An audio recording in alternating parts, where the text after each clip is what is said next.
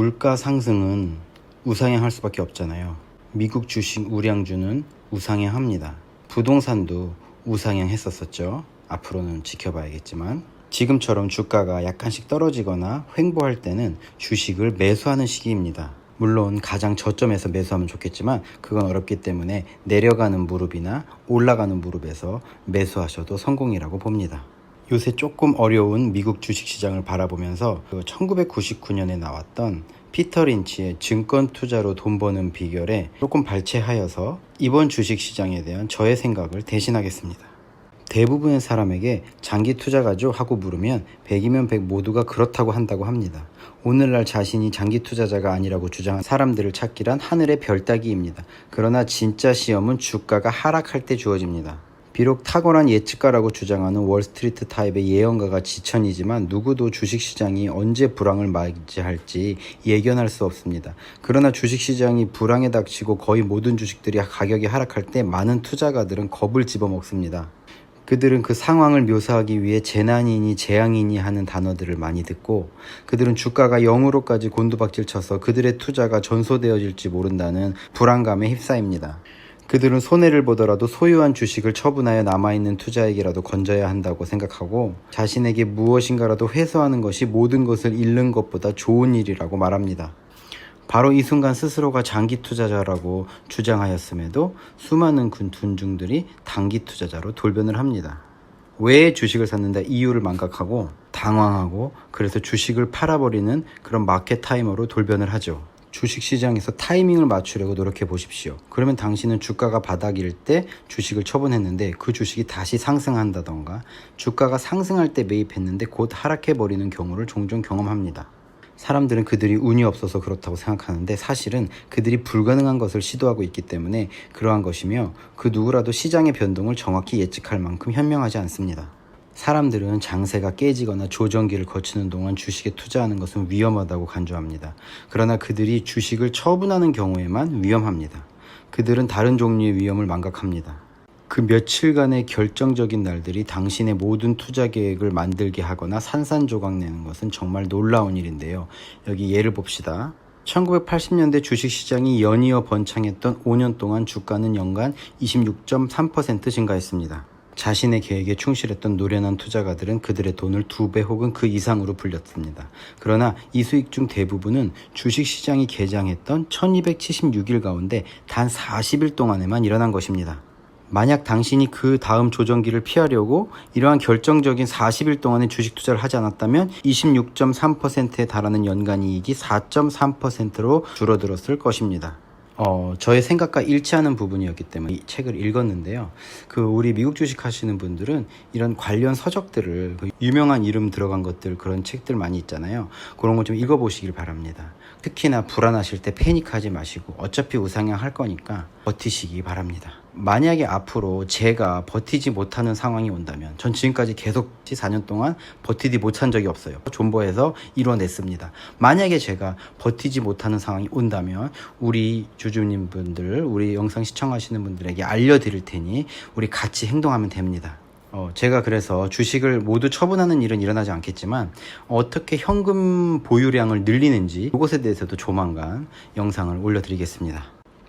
리를 버핏이라 불리우는 빌 에크먼은 1966년생으로 미국 헤지펀드 펄싱 스퀘어 캐피털 매니지먼트의 CEO이며 대표적인 행동주의 투자가 칼 아이칸과 비교되곤 합니다. 행동주의 투자는 지배구조에 문제가 있거나 경영상 비효율이 큰 기업의 주식을 매입해 의결권을 확보한 뒤 구조조정과 지배개선, 경영전략 변화 등을 통해 단기간 내 주가를 높여 수익률을 올리는 투자 기법입니다. 하버드 유니버시티에서 학사와 MBA를 마친 후 투자회사인 고담 파트너스를 설립하면서 본격적으로 금융업계에 몸을 담게 됩니다. 2002년부터 2008년 리먼 브라더스 사태까지 짧은 기간에도 불구하고 높은 수익률을 달성하며 유명해졌는데요. 그렇게 잘 나가던 빌 에크먼은 몇 번의 큰 투자 실패로 월스트리트에서 한동안 잊혀진 존재가 됩니다. 먼저 칼 아이칸과의 악연은 2003년도에 시작됩니다. 둘은 수익 배분에 문제가 생겨 소송을 했는데 2011년 빌 에크먼의 승리로 끝납니다. 하지만 아이칸은 앙심을 품죠. 에커먼이 주식 10억 달러 어치를 공매도한 것을 알게 된 아이칸은 허벌라이프에 문제가 없다며 2배인 20억 달러를 들여 주식을 사들입니다. 에커먼은 허벌라이프 주가가 30달러 아래로 떨어져야 이익을 볼 수 있는데 아이칸의 매수로 주가는 오히려 오르게 됐어요. 아이칸은 2013년 1월 블룸버그 TV에서 남의 회사를 나쁘다고 떠들거나 공격하려면 아예 SEC에 들어가서 조사하는 게 낫다며 에커먼을 싫어한다고 직격탄을 날렸죠. 에크먼은 또한 2015년 3월 당시 주가가 196달러였던 벨리언트에 32억 달러를 투자했으나 벨리언트가 회계장부를 조작한 혐의로 캐나다 정부의 조사를 받고 가격 인상 스캔들에 연루되면서 2015년 7월 260달러에 달하던 주가는 이날 12달러까지 95% 폭락했습니다. 에크먼은 등기 임원으로 이사회에 참여해서 최고 경영자를 교체하고 비핵심 자산 매각에 나서면서 정상화를 시도했지만 결국 무위에 그쳤습니다. 투자 손실률은 90%가 넘으며 파이낸셜 타임즈는 역대 최악의 헤지펀드 투자 실패 사례로 기록될 전망이라고 했었죠.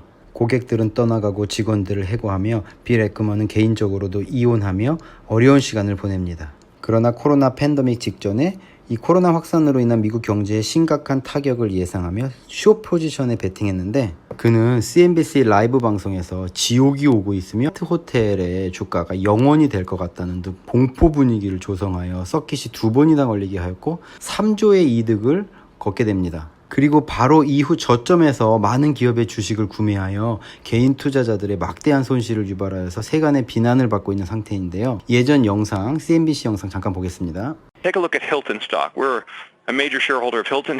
This is an incredibly well-capitalized, amazing, dominant global company, down from like 120 to 50. Okay, it's going to zero. Okay, along with every other hotel company in the world. You know, every hotel is going to be shut down in the country. Everyone. And again, I'm a major shareholder. What I'm saying is, if we allow this to continue the way we allow it to continue, okay, every hotel company in the world, okay, is done. Okay, because no business can survive a period of 18 months without revenue. 그래서 오늘은 빌 에크먼의 스펙이라 그러죠. 상장 이전부터 현재까지 큰 주목을 받고 있는 펄싱 스퀘어 토닉 홀딩에 대해서 다뤄보겠습니다. PSTH IPO에는 투자은행인 제프리스, UBS, 시티가 참여했고 40억에 가까운 돈을 조달했으며 인수합병 시 10억 달러에서 30억 달러를 추가로 투입할 계획을 가지고 있습니다.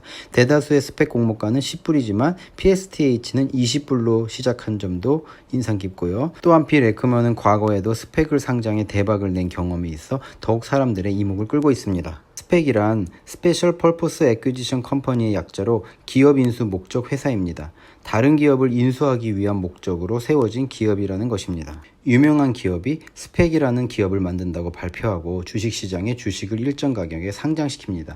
보통 2년이라는 시기 이내에 기업의 목적과 부합하는 비상장 기업과 협상에 돌입하게 되며 이 기간에 협상이 타결이 되면 이 두 기업은 합병하여 주식시장에 상장을 하게 되는 경우이죠. 빌 에크먼은 인터뷰에서 스펙 PSTH의 타깃으로 첫 번째 성숙한 유니콘 기업, 두 번째 코로나19가 아니었으면 IPO 절차를 밟았을 기업을 뽑았으며 신규 합병 기업의 20에서 30%의 지분을 확보하는 것을 목표로 하고 있다고 밝혔습니다. 빌 에크먼은 에어비앤비에 공개적으로 구애를 하기도 했는데요. 에어비앤비가 거절하고 IPO를 선택했습니다. 이후 인터뷰에서 핀테크, 우주, 소비산업도 등 다양한 업종들을 고려하고 있다고 밝혔습니다. PSTH의 피인수 기업 후보로 에어비앤비 이외에도 스노우플레이크, 펠런티어 등이 거론되었지만 모두 다 IPO, 직상장을 선택했죠. 여기 홈페이지에는 기업 인수 기준이 더욱 자세히 설명되어 있는데요. 이것을 간단히 요약하면 저평가되어 있고 성장 가능성이 좋은 그런 기업이라고 볼 수 있겠네요. 여러분들이 아시는 스페이스X가 아주 좋은데 일론 머스크는 상장 계획이 없다고 밝혔죠. 그리고 다음으로 조건에 부합하는 회사 중에 스트라이프도 있고요. 핀테크 기업이며 기업 가치도 나쁘지 않은 것 같고요. 여기 도얼대시 같은 경우는 인터뷰에서 언급된 그 컨슈머 비즈니스에 부합하는 기업이기도 하면서 빌 에크먼이 과거에 이 관련 비즈니스를 상장시킨 사례가 있기 때문에 관심을 보일 수도 있고요. 여기 에픽 게임즈도 있고요. 하지만 그 인터뷰에서 말한 조건에 부합하는지 잘 모르겠습니다. 여기 미디어, 엔터테인먼트, 테크에 중점을 둔 이사진 멤버인데요. 이 경력을 보시면 진짜 어마어마합니다. 여기 이 사진에 리사 걸씨 그리고 연예인 에이전시 회장이었던 마이클 오비츠가 자리하고 있는 걸로 봐서는 그 디즈니 플러스, 뭐 HBO 맥스, MBC 유니버설 피콕 등의 회사와 인수합병에 상장시키지 않을까 하는 의견도 제시되고 있다고 합니다. 보시면 스펙 상장일은 7월 22일이었고요. 공모가 20불, 유닛 분할 날짜는 9월 11일 날이었고요. 그래서 9분의 1 워런트를 벌써 이제 9월 10일 날 지급을 했죠. 그리고 이제 9분의 2 DTRW는 신규 인수합병 완료 후 지급한다고 되어 있는데요. 그러면 유닛부터 매수하신 분들은 신규 인수 합병 시까지 보유하고 있다면 최종적으로 만약에 PSTH 90 플러스 워런트 30개를 보유하게 되고, 그리고 분할 후 보통주를 매수하신 분들은 워런트 20개를 보유하게 됩니다. 그러니까 9월 11일 이후에 사시는 분들도 아직 워런트를 20주를 받을 수 있는 기회가 남아있다는 얘기입니다.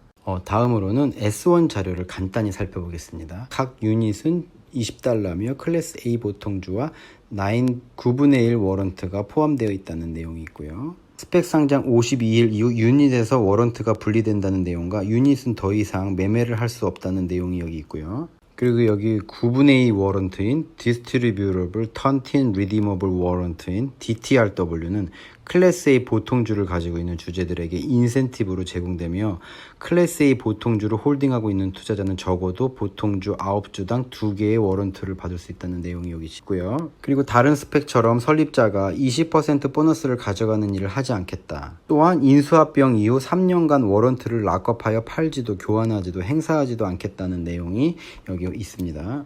이 내용이 좀 특이하고 좀 중요한데요. 보통 기존의 스펙들은 인수합병 성사 이후 성과급 명목으로 투자금의 20% 지분의 규모의 지분을 부여받는데요. 이거는 기존 주주들이 손해를 보게 되는데 빌 에크먼은 과감히 20% 보너스를 청산했습니다.